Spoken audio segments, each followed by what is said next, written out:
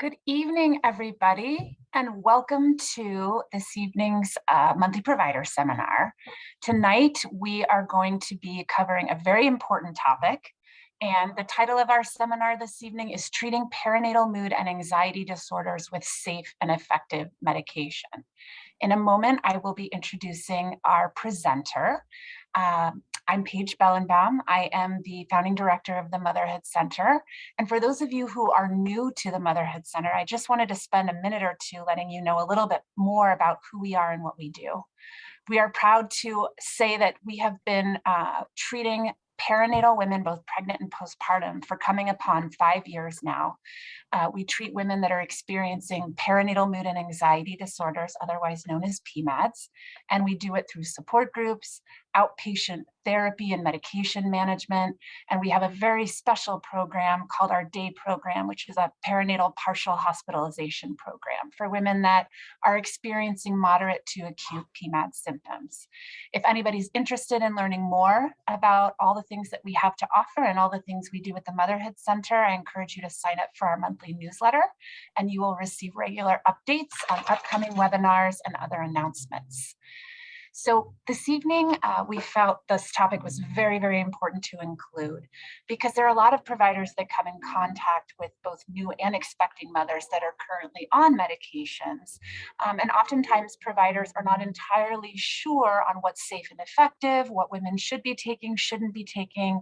So I am very excited to introduce Dr. Milicent Fugate this evening, who is going to tell us all about safe and effective medications and really what it means to be able to treat a woman with psychiatric medications. Last announcements is that tonight will be recorded. So if you got here late or you had to leave early, we will be sending around a recording to everybody who registered this evening. And I will ask that as Dr. Fugate shares the presentation with us this evening, please feel free to put questions in the Q&A, and towards the end I will get to as many as I can for Dr. Fugate to answer before the night is done. There's a chance it might run over a few minutes, so understandably, if you have to leave us right at 7, again, there'll be a recording for you to review, and if you can stick around a few minutes longer, we invite you to do so. So without further ado, Dr. Fugate is a board-certified psychiatrist specializing in reproductive psychiatry. She attended the University of Louisville for undergraduate studies and the University of Kentucky for her medical doctorate. Dr. Fugate completed a general psychiatry residency at the University of Kentucky and completed her fellowship training in women's mental health at the Warren Albert Medical School of Brown University. Dr. Fugate is one of our reproductive psychiatrists. She is amazing, so you are in wonderful hands this evening, and I'm passing it over to you now. All right, hello everyone, welcome. And thank you, Paige, for such a very delightful introduction. I am going to share my screen so that we can get started without further ado. Like Paige, I just want to welcome everyone to this presentation. Treating perinatal mood and anxiety disorders is something that I'm very passionate about. So I'm so happy to see so many of you here for this presentation. I am someone who is very long-winded. I speak a lot. So to make sure we have time for questions, I'm going to jump right into the presentation. Let's see if there we go. So first and foremost, I like to define some of the terms we use. If you heard Paige earlier, we often use the term PMAD. PMAD stands for perinatal mood and anxiety disorders. And these are a group of illnesses that impact 1 in 5 women or birthing people during pregnancy and the postpartum period. So you'll probably hear me several times in the presentation use gendered language, and then correct myself, trying to use very much inclusive language for all the patients that we serve. So PMADs can relate a lot of emotional and physical problems that make it really difficult for our birthing individuals to function adequately, to be able to care for themselves, doing things like taking a shower, brushing their teeth, making food. It can make it difficult for our birthing individuals to care for babies, to bond with babies, or to really connect even with their family. And in some severe cases, we can even see that PMADs can impact a birthing individual's ability to engage in care, to get to their obstetrician appointments, to get to pediatrician's appointments. So we want to be very mindful about diagnosing and treating PMADs. Today's presentation, I really want to do a few things. First, I want to go over, what do PMADs look like, and specifically in terms of depression, in an effort to kind of really have a concise presentation. We want to look at what are the risks of untreated depression in pregnancy and the postpartum period, because if we're recommending a treatment to our patients, we really want to know why we are recommending that treatment. What is the impact of the condition itself? We want to take some time reviewing the risks and benefits of treatment options during pregnancy, and also spend some time reviewing the risk of medications during breastfeeding. Whenever I start a presentation, I like to look at why do we care, right? And when we look at depression, we really see that depression is one of the leading causes of disease burden for women in their reproductive ages. We see that in both high and low income countries, across a multitude of different mental health conditions, across a multitude of different medical conditions, that depression is really the condition that markedly impacts a woman's kind of ability to engage in day-to-day life. And we see that the incidence of depression is greatest for women during their reproductive years, and especially during periods in which there's high hormonal fluctuations.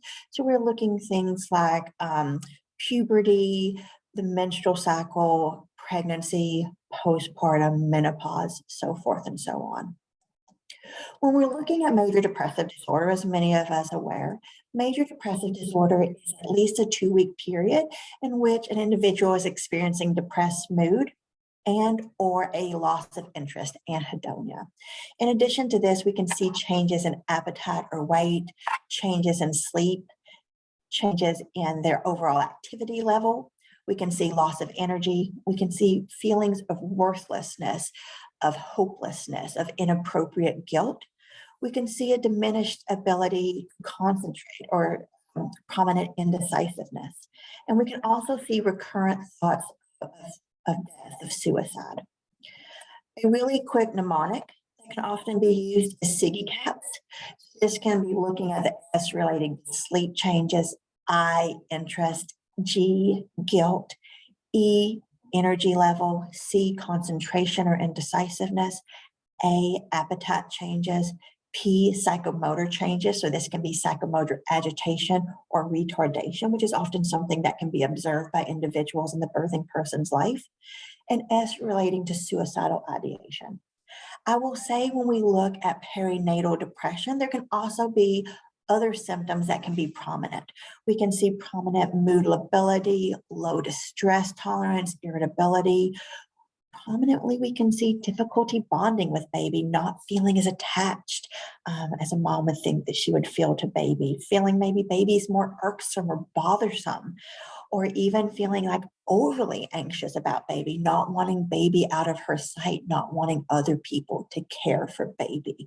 And these are some of the unique symptoms that we can see with perinatal depression. When we're looking at kind of perinatal depression in and of itself, I like to take a moment to just look at nomenclature. Per the Diagnostic Statistical Manual, Volume 5, postpartum depression isn't a identifiable disorder. Rather, it's a specifier. So it would be major depressive disorder with peripartum onset. Per the DSM, we typically say there's postpartum depression when onset of mood symptoms occurred during pregnancy or within the first 4 weeks following delivery, suggesting a strong hormonal component. However, speak to any expert in the field, and they'll say that mood symptoms can occur anytime during pregnancy or within that first year postpartum, with a peak incidence about 2 to 6 months after delivery. Now, what I think is really remarkable is that if a birthing person does not get treatment, we can see that symptoms may persist up to 3 years postpartum. So that is a big impact on an individual, on her family, on baby. And we see that the first 90 days after delivery represent a time of really increased risk of new onset psychiatric disorders, most commonly depression, but we're also seeing anxiety, OCD, bipolar disorder, psychosis, PTSD, so forth and so on. When we're looking at the prevalence of depression, we really see that the rate of depression in pregnancy is equivalent to the rate in non-pregnant women. And this is important because it identifies that pregnancy is not a protective time. Previously, it was thought that pregnancy was a protective time. There was less of a chance that women would have depression, anxiety, anything like that. And thus it was a little bit inappropriate to treat because the symptoms weren't that bad. But we really see that that's not the case. Pregnant women have just as high a prevalence of depression as non-pregnant women. We also see that postpartum depression is impacting 10 to 15% of mothers within that first year of a child's birth, with some studies suggesting that this is actually an underestimation and that up to 50% of individuals with postpartum depression aren't diagnosed in that first year, which would make this one of the most underdiagnosed obstetrical complications in the US. Now, no talk of depression is complete unless we mention suicide. And suicide is one of the most, as we all know, one of the most concerning sequelae of depression. When we look at suicide in pregnancy, we actually see lower rates of suicide in pregnancy as compared to the general female population. So we're seeing that our birthing individuals are kind of having pregnancy as almost a protective factor, saying, if I hurt myself, that would hurt my baby.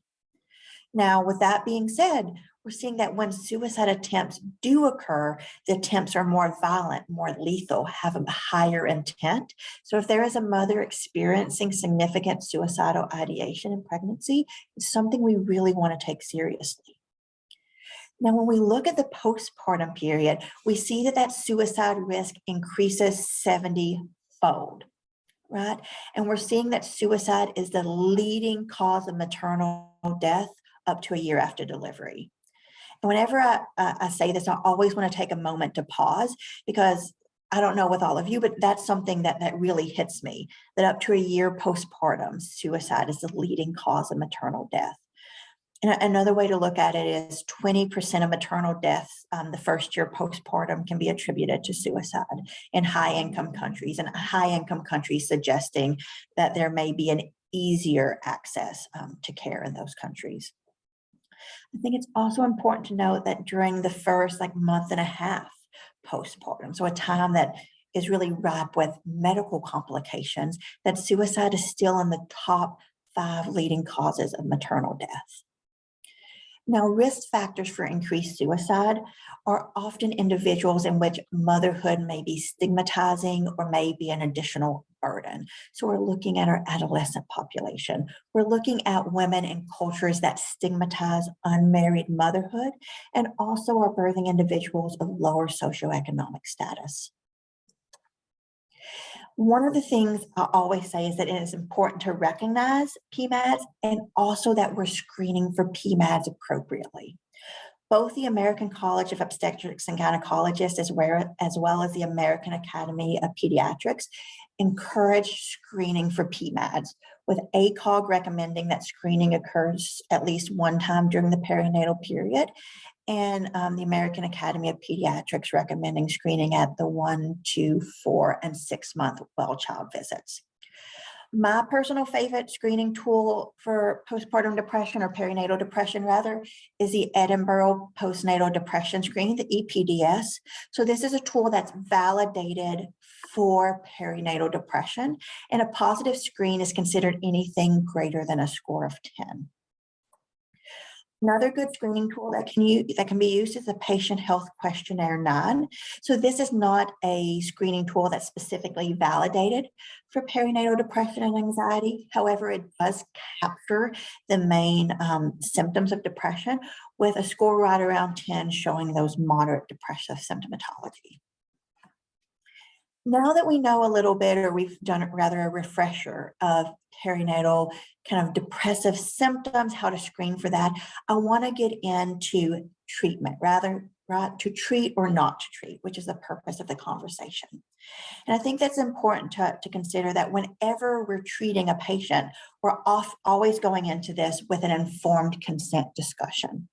In general, this is often a risk benefit discussion. So if a patient is coming to a physician with, say, diabetes, it's a conversation of, okay, I would like to start you on this medication. Here are the risks or side effects of this medication. Here would be the benefits of that medication. When we're looking at kind of pregnancy or the postpartum period, that conversation is more nuanced because in addition to the impact on that birthing individual, we also have the impact of the pregnancy, the impact to baby, the impact to baby with breastfeeding. So a mom coming in maybe who has gestational diabetes, her obstetrician would be having a more nuanced conversation than someone who had gestational diabetes or had diabetes rather, and was not pregnant. The same thing is what we're having, the same conversation is occurring in a mental health standpoint. Whenever we have a mom coming in with a PMAD, we're wanting to talk about the risk of untreated maternal mental illness on mom, on pregnancy, on baby. And we want to weigh that risk against the risk of any treatment we're recommending. So we're having what I call a risk conversation rather than necessarily a risk-benefit conversation. So when we're looking at the risks of untreated depression, we really see that there's a lot of risk to the mother, to the birthing parent. First and foremost, we have our birthing parent not feeling well. They're not feeling like themselves. They're experiencing a lot of miserable symptoms, which is making it really difficult to even enjoy life. And this can lead to things like poor compliance with prenatal care, or birthing parents not taking prenatal vitamins, not attending obstetric appointments, not taking required medications, or sticking to kind of nutritional recommendations. It can lead to things like sleep disturbance, or our birthing parents self-medicating with substances during pregnancy, all of which have an impact on the pregnancy itself. One of the big things that we see if a birthing individual has untreated depression during pregnancy is that that person is at an exceptionally higher rate of worsening symptoms in the postpartum period. And as we'll get to a little bit later, postpartum depression can be a beast and a half and can really impact a birthing parent's ability to bond with baby, to do things like breastfeeding. And if symptoms are severe enough, this can lead to hospitalization. And if this occurred in the postpartum period, this would mean separation from baby. We also see that there's a risk of untreated depression to the pregnancy itself. We see it that if depression is untreated during pregnancy, there is an increased risk of spontaneous abortion, of preeclampsia, of neonatal growth retardation. We see higher operative deliveries, be it C-section or vaginal instrumentation. We see that babies are having lower APGAR scores when born, that there's higher rates of NICU admission, and there's increased risk of preterm delivery, as well as increased risk of low birth weight. I see that I wrote rate on this PowerPoint, so I do apologize for that. When we're looking at the risk of untreated postpartum depression, we're seeing that it's really difficult for moms to do things like initiate or maintaining breastfeeding. And I'm sure any of you that maybe work in pediatrics could speak to the numerous benefits for breastfeeding. We also see that there's difficulties with sleep routines, both for our birthing parent and for baby. We see that birthing parents who are experiencing postpartum depression are less likely to engage in some like child safety practices, be it, child-proofing the home with outlet covers or using car seats appropriately. We see that these birthing parents are less likely to vaccinate their children, that they're less likely to attend routine well-child checks, and are more likely to utilize the emergency services acute care visits. We're seeing that mothers with, or birthing parents rather, with postpartum depression just interact and have fewer positive interactions with baby. They're not as playful. They're not as they don't maintain gaze as often. They speak less to infant. They are more likely to see baby as bothersome, irksome. And then we can see, you know, either birthing parents being overly preoccupied with baby, always checking on baby, not wanting anyone to care for baby because they're so maybe worried that they're not doing a good job, that they need to overcompensate. Or you can also see parents withdrawing from baby. And here in a few moments, we'll go over kind of one of the most prominent symptoms postpartum that can lead to withdrawal. And then this can really impact how mom and baby bond. And that maternal-infant bond is something that's really important to set baby up for success, which we'll also talk about in a few moments. As I was saying, I really want to spend a few moments talking about one of the most concerning symptoms for our birthing parents and also symptoms that us as healthcare providers feel really uncomfortable with. And this is thoughts of infant harm. Up to 40% of mothers with postpartum depression can have really scary, distressing thoughts of harm coming to baby. An important thing to note is that these thoughts are what we call ego dystonic, which means that these are thoughts that are very distressing to the birthing parent. They're not in line with what the birthing parent wants. They're more on that almost OCD spectrum. And therefore, these are not thoughts that our birthing parents are at increased risk of acting on. So these thoughts can run the gamut to thoughts of, what if I drop baby when I'm carrying baby or walking down the steps, to what if I quote unquote snap and hurt baby, or what if I quote unquote snap and sexually molest baby when I'm changing the diaper. Which understandably, you know, even saying this, and I'm sure for many of you, hearing these are really heavy and distressing thoughts to sit with, which is what our birthing parents are feeling. We're seeing like 25% of birthing parents with these thoughts have an overwhelming fear of being alone with infant. And parents are feeling that they're unable to care for infant because of these concerns, and therefore withdraw from infant, which impairs that bond. And understandably, we're seeing that a lot of these birthing parents have difficulty disclosing these symptoms. And this can be for a variety of reasons: shame, embarrassment, fear of judgment, but also fear that maybe baby could be taken away because of some of these thoughts. And as I said a little bit earlier, when these thoughts are ego dystonic, when they're distressing to the birthing parent, these are more along the lines of OCD-esque thoughts. And our birthing parents are not at increased risk of acting on these thoughts. So these are individuals we really want to get care for. We really want to start them in a treatment program so that they can get back to feeling like they can bond and care for baby and not feeling like they have to avoid baby. As I said earlier, postpartum depression can have a very negative impact on the maternal-infant bond. We're really seeing that when postpartum depression is present, there's less synchronicity between mom and baby. Moms are less attuned to their babies, and we see an increased latency in the birthing parent's response to infant needs.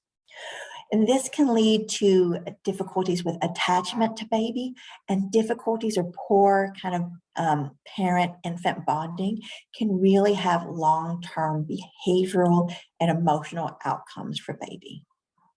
We see that babies whose birthing parent has postpartum depression can experience things like increased colics, sleep problems, difficulty with self-regulation or self-soothing.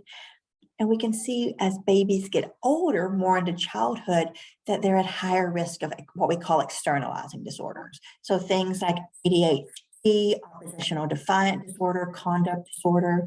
We see higher rates of internalizing disorders as well, depression or anxiety, as well as higher rates in adolescents of substance use disorders or even medical disorders in these children. We can also see that these children don't score as well on cognitive testing as compared to peers, and they often have difficulty with peer-peer relationships. Let's see.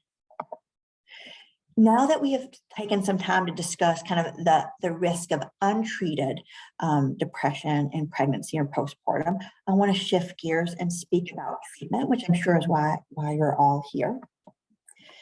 When we're looking at treatment of perinatal mood and anxiety disorders, I often like to look at kind of when do we start thinking medication, right? For milder depressive symptoms, we often recommend really optimizing the non-pharmacological treatment options. So we're thinking things like individual therapy, group therapy, support groups. We can even think about things like optimizing sleep protection with good sleep hygiene, optimizing nutrition, hydration, recommending exercise, stretching, yoga, connection with others, just general self-care, things of that nature.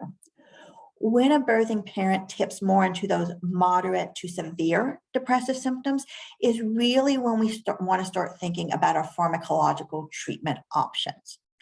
In general, we want to use the lowest effective dose of the fewest medications possible to really reduce exposure. So monotherapy is preferred.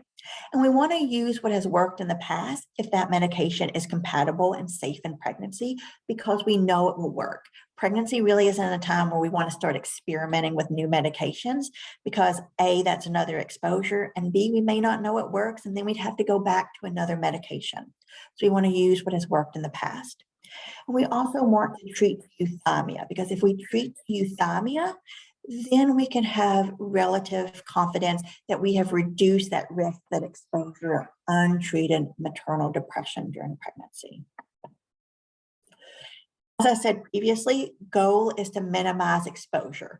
And exposure is either A, the untreated depression in pregnancy, or B, exposure to the medication.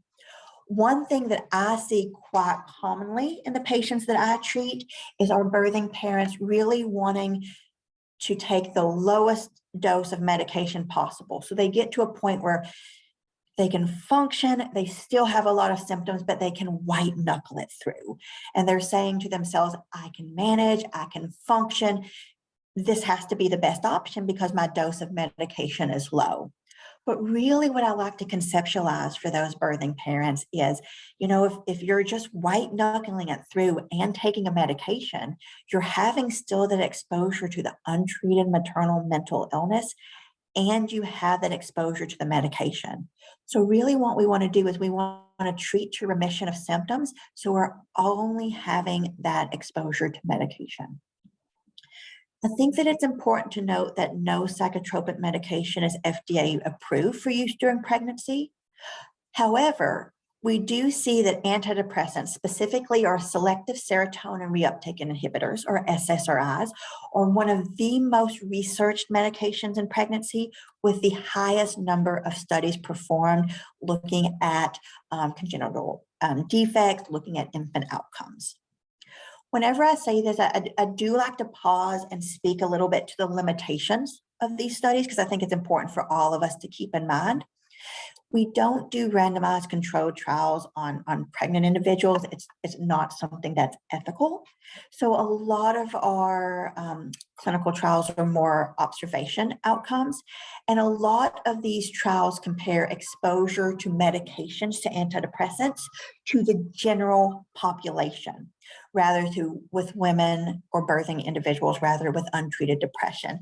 And then that's a little muddy because, as we know, untreated depression can have negative outcomes. So we really would rather have a study where we can tease out what's related to the medication versus what's related to the untreated depression. So we want medicated birthing individuals to be compared to birthing individuals with untreated depression for the best quality study. When we're looking at medication, just to reiterate guidelines, we want to use the lowest effective dose. We want to treat to remission of symptoms to reduce that exposure to untreated maternal mental illness. And I would also like to pause to say, we always want to work in a group effort with all the individual's healthcare providers. So liaisoning with obstetricians and pediatricians.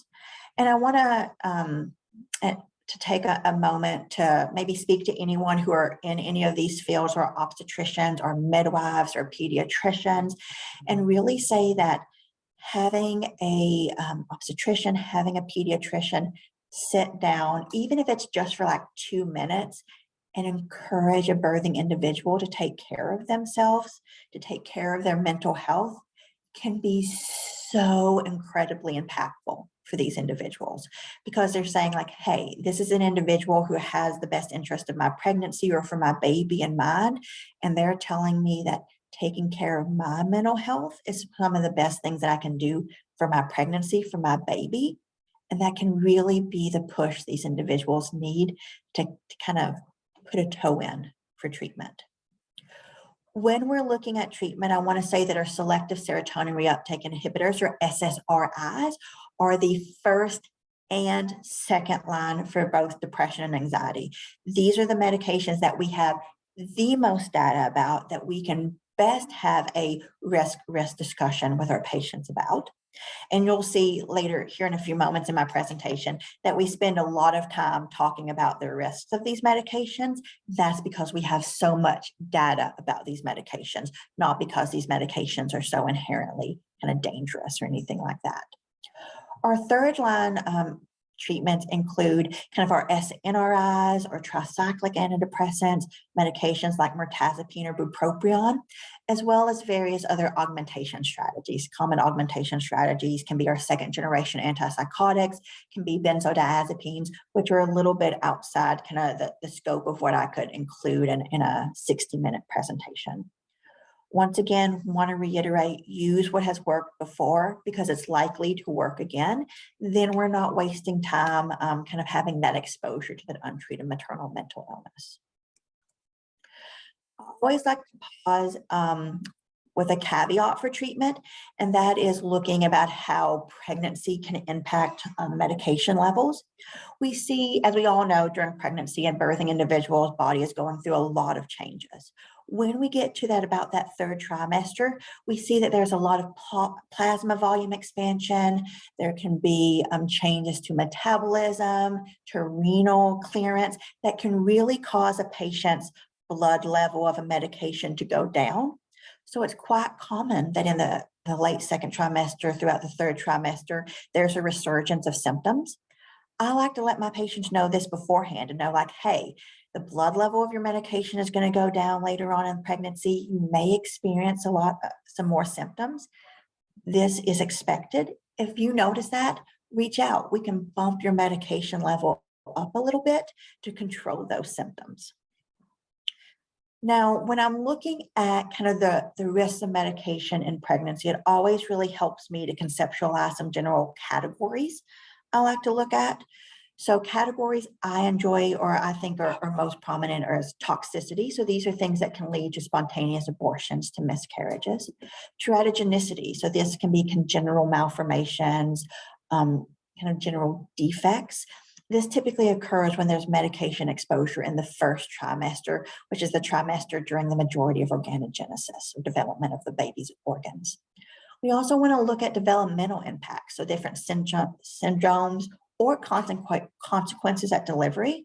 And we want to look at neurobehavioral long-term effects on child development. When we're looking at our selective serotonin reuptake inhibitors and SSRIs, some initial studies showed a slightly increased risk of spontaneous abortion, which was understandably pretty concerning for a lot of parents and clinicians.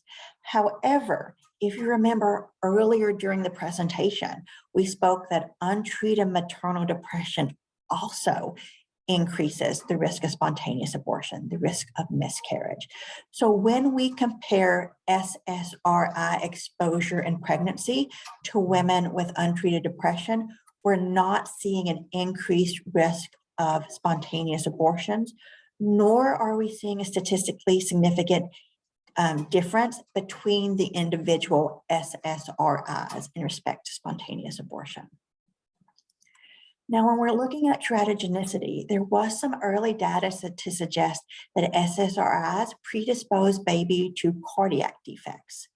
As we've gathered more information, as we've had higher quality studies with greater sample sizes, we're really seeing that the current data on SSRI exposure is not showing consistent information suggestive of any kind of congenital defects, including cardiac defects, which is important to let our birthing parents know. Now I want to move into our selective norepinephrine reuptake inhibitors, or SNRIs. So these are medications like duloxetine. These are medications like venlafaxine or desvenlafaxine. So as a reminder, these are medications that are third line because our SSRIs are first line and second line. We don't have as much medication on our SNRIs as we do our SSRIs. In general, we have really inconsistent findings, with some studies not showing an increased risk of defects and others showing there are an increased risk of defects. Specifically, venlafaxine, which is the generic name for Effexor, does seem to have an increased relative risk in cardiac malformations when there's exposure during that first trimester, right? Also, with our SNRIs, they act on norepinephrine, so there could be a risk of increase in blood pressure, which could predispose a mom to preeclampsia. So these are always things that we want to think about with birthing parents who may be considering these medications or on these medications. In general, SNRIs aren't medications that I commonly start during pregnancy, as I usually prefer to start an SSRI or try a different SSRI.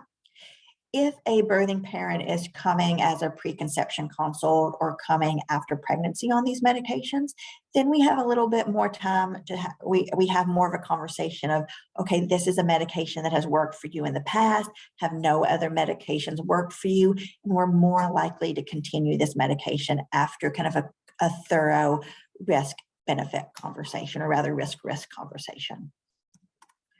Another medication that's commonly seen or prescribed is a Bupropion, and we're really seeing some inconsistent findings with Bupropion in respect to cardiac defects with first trimester exposure. There's one retrospective study showing an increased relative risk of cardiac defects. However, other prospective studies, case controls, aren't really demonstrating that risk. What I say to my birthing parents is, we have inconsistent findings in respect to Bupropion and the possibility for cardiac defects in the first trimester. We do have a study showing an increased relative risk. Other studies aren't demonstrating that risk. I myself am kind of a numbers person, so kind of having numbers can help me conceptualize, like, what is that actual risk?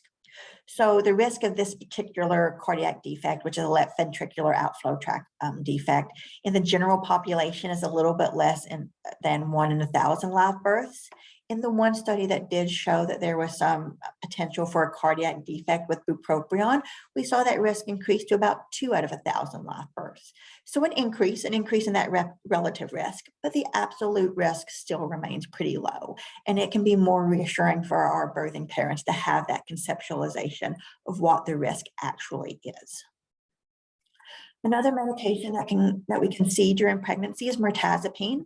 So with mirtazapine, we see that we don't have as much data on mirtazapine as we do with our SSRIs, but we're not really seeing that there's an increased risk of congenital malformations, with some data suggesting that there could be a slightly increased risk of spontaneous abortion, but really the data is limited. Mirtazapine is a medication that can be used in pregnancy to take advantage of some of the side effects. It's a medication that can stimulate appetite for some of our patients who may not be gaining weight appropriately during pregnancy with a loss of appetite. It can be helpful for sleep. And mirtazapine also has an antiemetic effect, so it can be helpful for some of our patients who maybe are having a lot of morning sickness. Another medication class to consider are tricyclic antidepressants. So these are a lot of our older antidepressants. So we have a lot of observational data about these medications. And our data is really reassuring without any consistent malformations being seen.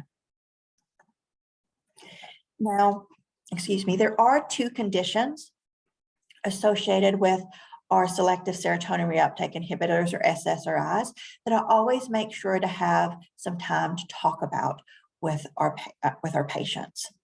One is something called poor neonatal adaption syndrome, PNAS, and this is a discontinuation symptom. So just like if we had a birthing parent or just any patient in general that discontinued an SSRI abruptly, they can experience things like headache, nausea, GI upset, irritability, mood changes. Same thing can happen to baby. During pregnancy, baby is getting some of that medication via the placenta. So when baby's born, baby's no longer getting that medication. And we see that poor neonatal adaption syndrome can occur in about 30% of neonates exposed to SSRIs in pregnancy. Common symptoms that we see are things like jitteriness, sleep disturbance, irritability, trouble with feeding, weak or absent cry, and poor muscle tone. For most babies, this resolves in about 48 hours, with some studies suggesting that it can persist up to 7 days. And I think maybe one or so studies showing that it could persist up to 2 weeks.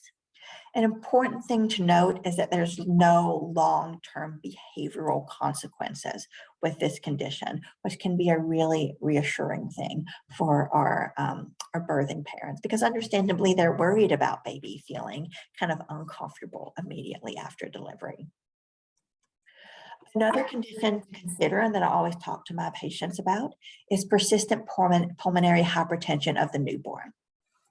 So in the general population, so this is not considering, individuals who are taking antidepressants, just the individual population, the general population, this is a condition that impacts about 2 out of 1,000 live births. There's multiple etiologies for this condition with a range of severity ranging from like really no treatment at all to baby potentially needing surgery. There have been multiple studies that look at this condition with SSRI exposure in pregnancy with very inconsistent results, with the studies having some limitations like not controlling for confounding factors like smoking, obesity, prematurity. Some reassuring information is that there's no association with mortality or long-term morbidity in SSRI exposure. And once again, I'm a numbers person. So what I tell my patients is that in the general population, this impacts about 2 out of 1,000 live births. With SSRI exposure, there is an increased relative risk, but the absolute risk remains low, with the absolute risk being anywhere from 2 to 3 out of 1,000 live births. At this point, I often like to pause to answer kind of a question that I commonly get when I give presentations like this. And this is looking at, should antidepressants be continued in the 3rd trimester? Initially, there were recommendations that antidepressants be held in the 3rd trimester. It was thought that it would, decrease the risk of poor neonatal adaption syndrome, decrease the risk of persistent pulmonary hypertension of the newborn. And really at this point, we have very strong recommendation that birthing parents continue their antidepressant in the 3rd trimester. We're really not seeing statistically significant improvement in outcomes with discontinuation of medication in the 3rd trimester.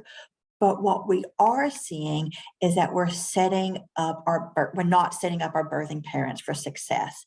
We're taking away a medication that's really helpful for their depression, for their anxiety.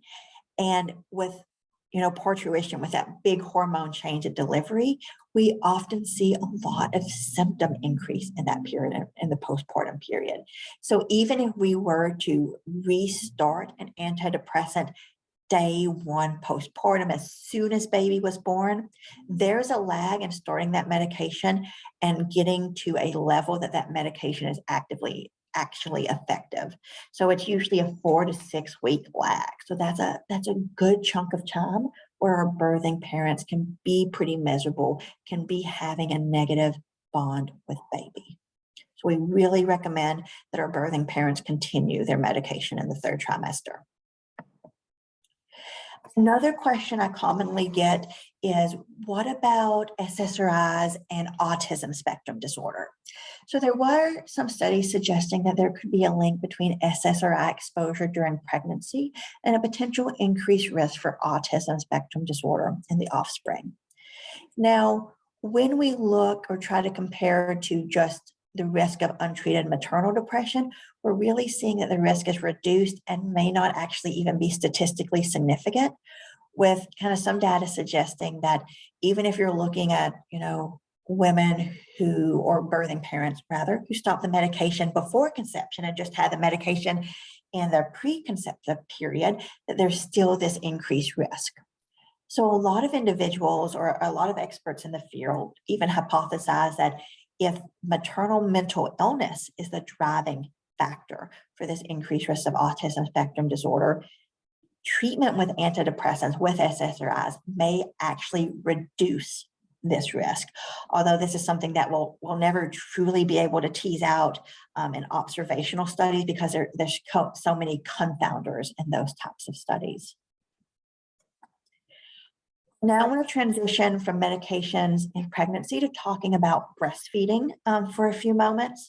So in general, most antidepressants are fairly compatible with breastfeeding. Antidepressants are transmitted in varying degrees to baby via the breast milk, with many societies recommending kind of a relative infant dose less than 10%, which is where most of our antidepressants are. One of the things that I think is really important, the major take-home message, is that our birthing parents should not be counseled to discontinue breastfeeding if antidepressants are indicated, nor should they be counseled to stop antidepressants if they want to breastfeed. We also don't recommend switching antidepressants at time of delivery because one antidepressant may have like a lower relative infant dose than another. We want to use that same premise, use what has worked before because it's likely to work again. So we want to keep our birthing parents on medications that we know are effective because we want to minimize that exposure of untreated maternal mental illness.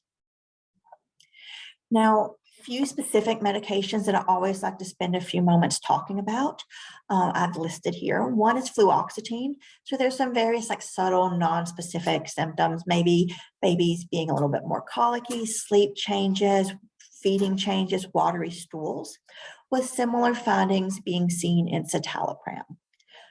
Typically, when I'm counseling moms or birthing parents rather about these medications and breastfeeding, I include a lot of these symptoms as a possible class effect for SSRIs, saying, these are general things that have been seen in some SSRIs, but they're very non-specific things, right? If you've ever been around a baby, babies can have, differences in how often or how much they cry. They can have sleep regression, changes in their sleep. They can have blowouts in their diapers. Very difficult thing to quantify. But what's reassuring is that we're not seeing any kind of long-term negative outcomes with mothers breastfeeding on SSRIs. Another common medication that I have some specific counseling I do with is Bupropion. So this is the generic Wellbutrin. And for those of you who may not be as familiar, one of the things that we counsel the general population about with Bupropion is that this is a medication that has the potential to lower the seizure threshold. So it's a medication we want to use with caution with any individuals who may have a higher risk of seizures. Now, there have been 2 cases of babies being breastfed on Bupropion in which seizures occur. But an important thing to note is that febrile seizures, so fever seizures, which are common in babies, could not be ruled out. So what I say to a lot of the birthing parents that we see is, I can't promise that there wouldn't be a seizure with baby. It has been noted in some cases, but it's not something that we're seeing as a definitive, outcome of breastfeeding on Bupropion. Also, as Bupropion is a medication that acts on the neurotransmitter dopamine, there is the potential that it could decrease breast milk supply. Now, this is a more theoretical concern and kind of anecdotally in practice, I've never seen that actually happen with any of my birthing parents. I have seen it with some other medications, but I haven't seen it with Bupropion. Another medication with some specific counseling is doxapen. So doxapen is a tricyclic antidepressant. It's not one we use very commonly for depression. We more so commonly use it for sleep. We really have safer medications for sleep. With doxapen, we've seen case reports of sedation, of infant respiratory difficulties. So we typically don't recommend breastfeeding on doxapen. Once again, just kind of wanting to pause to really hit home kind of the major discussion point for treatment when we're thinking of pregnancy or the postpartum period is that we really want to have a risk discussion. So we want to think about what are the risks and benefits of treatment and the risks and benefits of no treatment. With treatment, we're looking at risks of medication exposure. So things like congenital effects, things like possibility of toxicity at delivery. And we're looking at the benefits, improved symptoms, improvement in daily functioning, as well as if depression is occurring during pregnancy, a decreased risk of postpartum depression, which has its own risk. The risk of no treatment, if we're thinking about pregnancy, include things like preterm birth, risk of increased postpartum depression. And with postpartum depression, we can see an increased risk of poor maternal-infant bond, which can really predispose children to kind of having more difficulties on cognitive testing and peer relationships with anxiety, depression, ADHD, so on and so forth. And the benefit of no treatment is no risk from the medication. Right? So these should all be things that we're discussing with our birthing parents. I wanted to take a few moments, let me look at the time, to talk about alternative treatments. We're running a little bit short on time, so I'm going to skip some of these just for time's sake. I want to touch base just for kind of a point of letting everyone know that there is a medication called brexanolone, trade name Zulresso, which is an FDA-approved treatment for postpartum depression. It was FDA approved in 2019, and then unfortunately the pandemic hit, and it hasn't been rolled out as much as it could have been. So brexanolone is an analog of allopregnanolone, which is a metabolite of progesterone, and this is a neuroactive hormone that's believed to heavily contribute to postpartum depression. So brexanolone is a single 60-hour infusion in which we're seeing marked reduction in postpartum depression symptoms within that 60-hour period, with results consistent for up to a week and a month post-treatment. 1 month is kind of the endpoint of the initial studies. The initial studies demonstrated kind of a risk of sedation, loss of consciousness. So as of right now, the treatment is primarily given in hospitals or observational units, although I do think there's some clinical trials going on about the possibility for at-home infusions. Looking at just kind of summary, kind of briefly going over things, peripartum depression has some unique signs and symptoms that we want to look out for. We're really seeing that untreated depression during pregnancy has inherent risk for a birthing parent and for pregnancy itself. And that when depression is untreated in the postpartum period, this really has inherent risk for baby's bond with the birthing parent and baby's development. When we're looking at treatment, we're seeing that antidepressants, are compatible with pregnancy, but there are some associated risks that should be discussed with the patient. And that antidepressants are compatible with breastfeeding, but there's some risks that we should also be discussing with our patients about specific medications.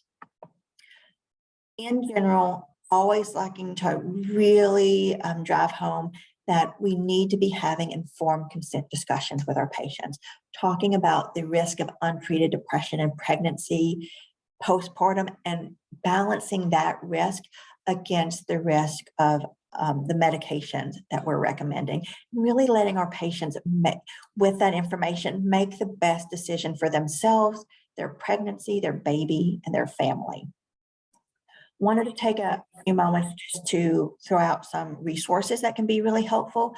Mother to Baby is a website that has a lot of information on medications during pregnancy and breastfeeding, with some nice handouts to hand out to your patients.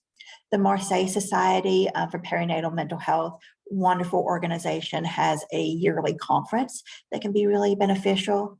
NASPOG is a more obstetrically oriented organization that really focuses on maternal mental health.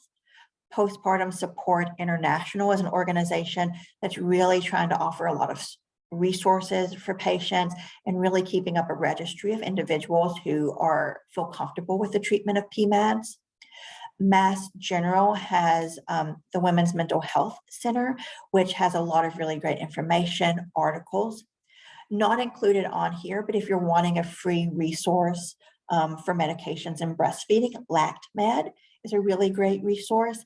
And if you're wanting more of kind of a paid option, which I have no affiliation with Hale's Mother's Milk is both a book and an online resource that can be used to look at kind of relative infant doses with breastfeeding, so forth and so on.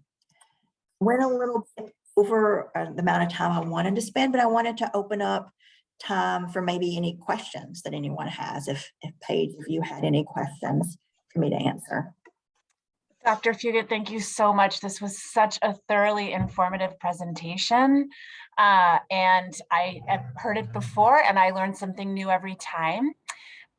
We did have a couple of questions, which I'm going to get to in just a second. I also put in the chat, just to follow up the last slide that you had, there are 2 resources that people who are interested in speaking to a reproductive psychiatrist to talk about the safety and efficacy of a medication that one of your perinatal patients are currently taking. There is an organization called Project Teach here in New York. They recently started a hotline where providers can call in and sign up for a slot to speak with a reproductive psychiatrist to talk about medications. And then, as Millie mentioned, Postpartum Support International also recently started a hotline where you can sign up for a slot to actually speak with a reproductive psychiatrist about the patient and the medication that they're on. So I just wanted to make sure people saw that in the chat. So we have 2 questions that I want to pose to you, Dr. Fugate. The first is, when you say first and second line, do you mean if the first attempt is not successful, try a second SSRI before moving on to the third line? Wonderful question. So that's exactly what we're saying when we're saying that SSRIs, or selective serotonin reuptake inhibitors, are first and second line. If we're having a birthing parent come in needing treatment, our first option that we're going to try is one of our SSRIs. We want to give that an adequate trial. We want to advance that dose. And if that's not a medication that's working for that patient, the next thing we want to try is another medication in that same class. If we're not getting a response to that medication, that's when we're wanting to think, okay, do we switch to one of these other classes, or are we thinking of adding one of our augmenting agents in? Great, thank you. I'm going to move on to the next question. Is brexanolone covered by insurance companies? So that's a wonderful question. So I actually did a lot of brexanolone when I was in training. I can't speak for everywhere, but I think insurance coverage in and of itself can be one of the harder aspects because you need insurance coverage for the medication and then also for the hospitalization. We found that it was, if you have, especially a lot of whoever's doing the brexanolone has ancillary staff to handle that most of our patients were getting that medication covered.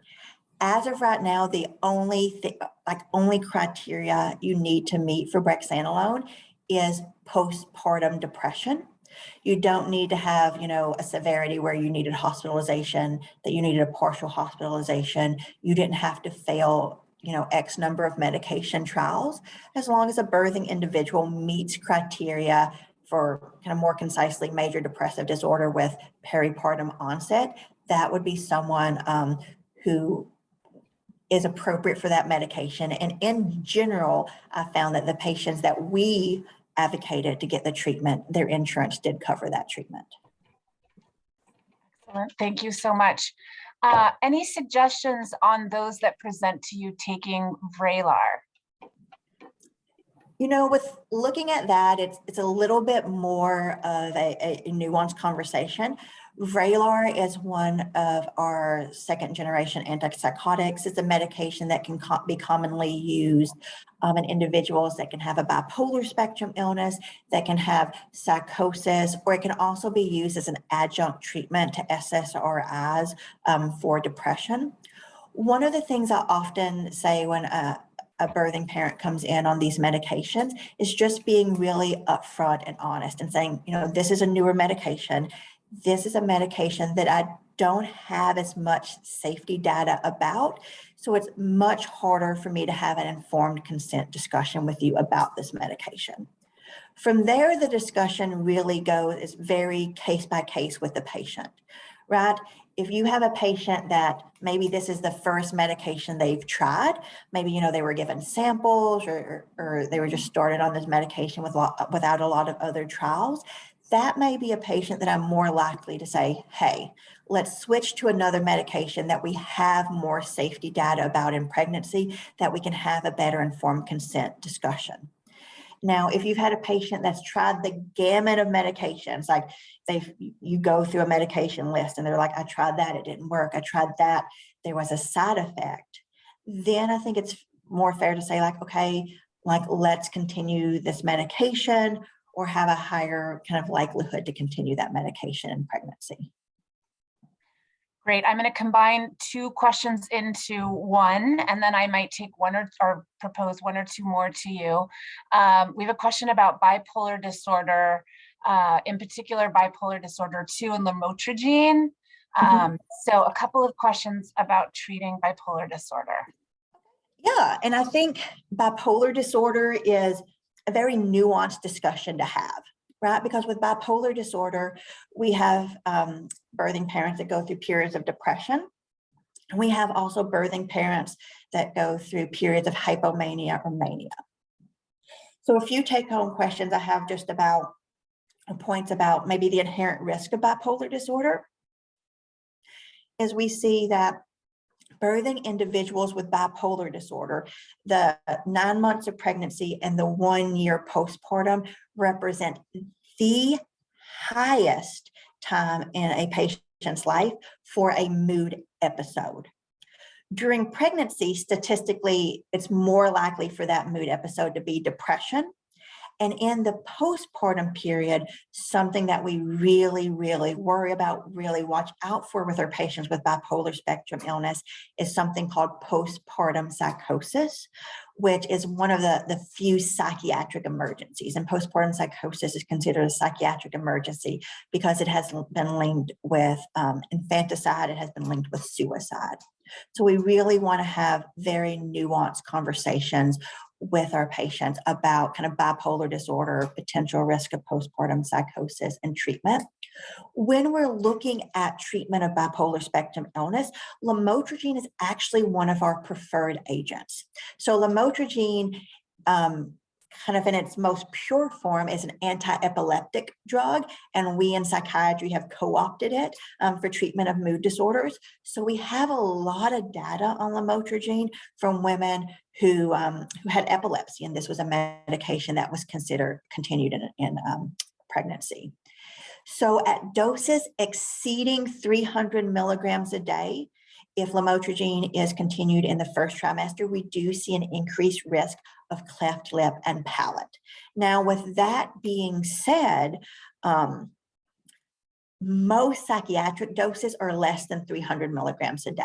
Most of my patients who are on lamotrigine are on anywhere from like 1 to 200 milligrams, sometimes higher. So it is one of the medications that we have good safety data for in pregnancy, and we can have an informed consent discussion about with continuing this medication in pregnancy. Now, when we look at kind of the postpartum period, lamotrigine and breastfeeding specifically, we do have data to suggest that it has a kind of a relatively higher relative infant dose. And one of the major things that we're looking at in breastfeeding is the potential for apneic events for baby. So baby kind of having moments where they stop breathing. If this is a medication that really, really works for our birthing parents, that it's what's keeping their mood stable, We typically recommend mothers or birthing parents rather continue this medication in breastfeeding and then kind of watch for any of these episodes. It's often important to have a liaison with the pediatrician so that the mom can ask kind of if pediatrician is noticing like any concerns with baby's breathing, growth, so on and so forth. Paige, did I get all the questions about the bipolar disorder and lamotrigine, or was there like more new? You did. No, you did. And we're going to go with one more before we let everybody go this evening. With clients who have no history of mental health disorders and have never been on a medication before, how does a prescriber decide which SSRI to start the patient on? That's a really excellent question. What I will say is it can be very nuanced between patients and also between providers. Like some providers just have like their favorite antidepressants that they go with. I would say if you have someone coming in who has never been treated before, never needed treatment, in my experience, those are often patients that are very, very hesitant to start a medication. It can be so hard to start that first medication. And there can be a lot of hesitance of these individuals about, am I doing the right thing for baby? Can I breastfeed on this medication? What I typically lean toward for these patients is leaning towards sertraline with Zoloft. It is the antidepressant that we have the most safety data on, which can be really reassuring to babies or to mothers. It has a really low kind of exposure to baby via placenta, very low relative infant dose in breastfeeding, and sometimes providing some of those statistics can be really helpful for our birthing parents to hear. Also, I found that it's a medication that a lot of our obstetrical colleagues, OBGYNs, midwives feel very comfortable with, that a lot of pediatricians feel very comfortable with. So if you have a patient who may be a little bit more on the anxious side in terms of medication and may seek some like reassurance from other care providers, that's a medication that the other care providers are likely going to provide like a lot of positive reassurance for those patients. Well, I just want to thank you again so much, Dr. Fugate, for taking the time to relay all of this important information to all of our guests. Thank you, everybody, for attending this evening and for staying a little bit longer. We will be sending out a recording to everybody who registered for the event. And if you have any other questions, please feel free to shoot us an email to our info@themotherhoodcenter.com, and we'd be happy to try to answer those questions for you. So thanks again, everyone, for joining. Have a wonderful evening and stay tuned. We have a couple of other webinars coming up, both in February and March, that we're very excited to bring to you all as well. Thanks, everybody. Have a good night.